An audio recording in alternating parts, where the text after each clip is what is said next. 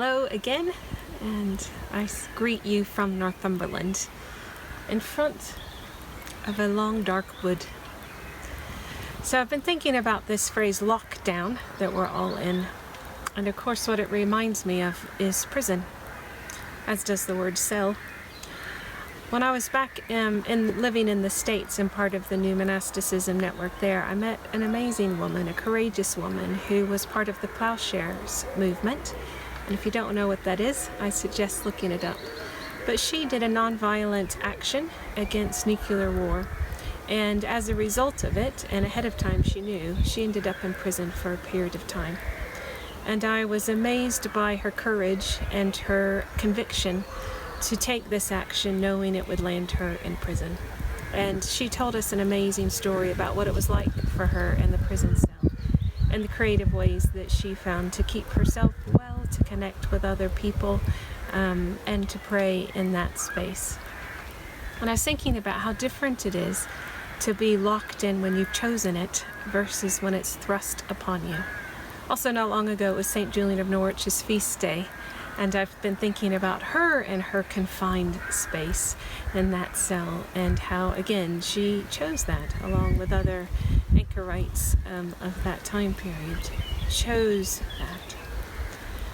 Now, I can be claustrophobic, and I can panic when I'm in small spaces, and this isn't a lockdown. This isn't a time in the cell which we have chosen. And when I feel that, I can panic and want to push against it. But I've been trying to channel Julian, as well as this friend in the States, Liz, who chose to enter their cell, who welcomed it, and to see what gifts it has to give there. Now, I know for me, the only thing worse than being in a confined space when I don't want to be is being in a confined space with a monster. And I don't know about you, but that's how some of us maybe have been feeling, that as we've gone into lockdown and confronted ourselves, we've found that it's not just us in this space, and not even joyfully just God or others of our household, but it's our own inner stuff. It's our own monsters, the stuff that we would like to keep locked in the basement of our interior castles, thank you very much. And yet, in these times, we've heard them at least banging on the door or shaking the doorknob a bit. So usually, these struggles that we have are something about proportion, something about too much or too little, be it sex, food, stuff, work, rest, affirmation. We struggle to get the proportion right in our head. And untended to, these kind of negative, intrusive thoughts can become monsters that really trip us up, even just in our ability to be comfortable with ourselves, by ourselves. The desert teaches that the way through this is exposure by disclosure. If we keep these things repressed or suppressed or denied, they go deeper and deeper into our hearts.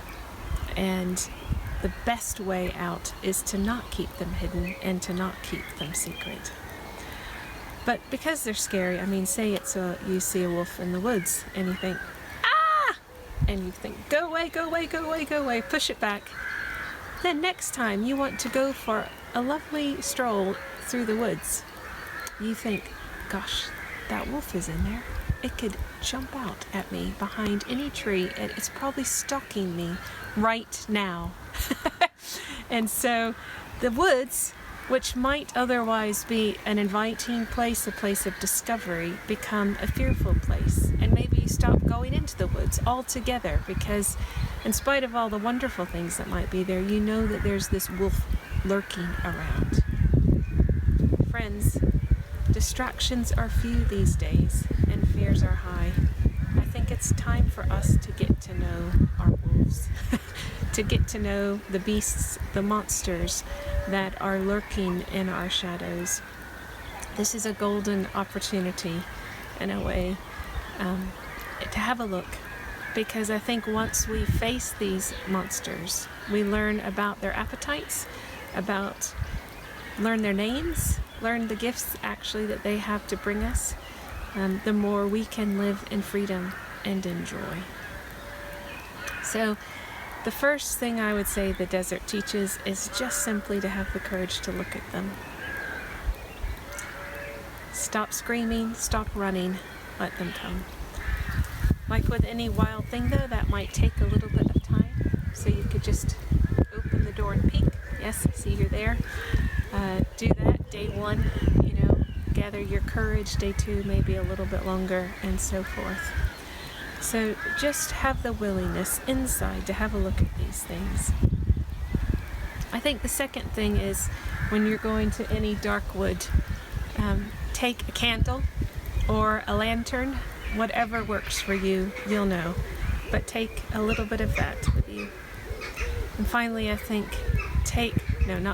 second to finally, take a friend, because often when you're doing this work, you need another to bear witness, to support, to encourage, to soothe you. So again, from the desert tradition, maybe this would be an anamkara, maybe it's a soul friend, maybe it's a spiritual director, perhaps it's your therapist, your pastor, your priest, just a friend, a spouse, not just a spouse, but a friend, somebody that you trust. You have to trust them, and you have to know that your soul will likely be safe with them. Call the Samaritans if nothing else, but just find some way to name the thing, to let that thing be seen with another, so it doesn't hold such power over you. And then finally, I would just say, know your way out of the forest when you go in. When you go into the deep space, leave a trail of breadcrumbs or mark the trees, because you will need to get out again. It's not a place to live forever, and I certainly wouldn't be advocating you do this all day, every day, but peek in, go with some light, go with a friend, and know your way out. I think one of the real gifts of the desert tradition and of our own Northumbrian way is to not be surprised that you have monsters, that you're struggling with these things. Following Jesus does not mean that you don't have these. Actually, it's saying all the while, if we're growing, there's going to be new things to confront, new ways to deepen, new things to learn. You're not doing anything wrong if it's hard. You're not doing anything wrong if you're tempted, if you're surprised. We just continue to grow in awareness and to do what we can. There's a lovely quote by C.S. Lewis, and it says that, he says this: "We were talking of dragons, Tolkien and I, in a Berkshire bar. The big workman who had sat silent and sucked his pipe all the evening, from his empty mug with gleaming eye, glanced toward us. 'I seen 'em meself,' he says fiercely." So, friends, I've seen a dragon. I suspect if you've been on the journey, you have too. And this is a time to be wrestling with those.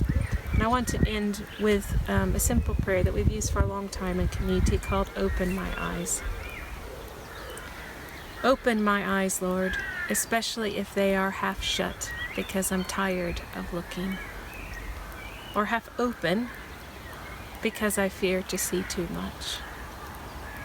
Or blurred with tears, because yesterday, today, and tomorrow are filled with the same pain. Or contracted, because I only look at what I want to see. Open my eyes, Lord, to gently scan the life I lead, the home I have, the world I inhabit, and so to find among the gremlins and the grayness signs of your hope that I can hold fast to and be encouraged by in this season of darkness. Blessings to you all as you confront your own dragons, spend time in your own cells, and seek hope as only you can.